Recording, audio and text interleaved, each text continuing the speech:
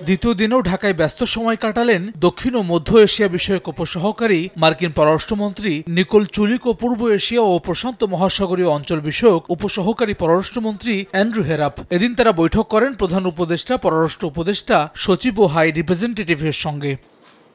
দুপুরে পররাষ্ট্র মন্ত্রণালয়ে আসেন মার্কিন প্রতিনিধি দল, বৈঠক করেন সচিব ও উপদেষ্টার সঙ্গে। পরে পররাষ্ট্র সচিব জানান, মার্কিন যুক্তরাষ্ট্রের সঙ্গে রোহিঙ্গা ও বাণিজ্য ঘাটতি কমাতে আলোচনা হয়েছে। দ্বিপাক্ষিক বৈঠকের বিভিন্ন দিক নিয়ে আলোচনা করেছি। আমাদের এই সরকারের যে চলমান সংস্কার কার্যক্রম সেটা নিয়ে কথা বলেছি। সামনে যে নির্বাচন, সেই নির্বাচন নিয়ে কথা বলেছি। USAID এর যে সহযোগিতা সেটার পুনর্বিবেচনার কথা বলেছি। বিশেষ করে স্থান পেয়েছে রোহিঙ্গা প্রত্যাবাসন।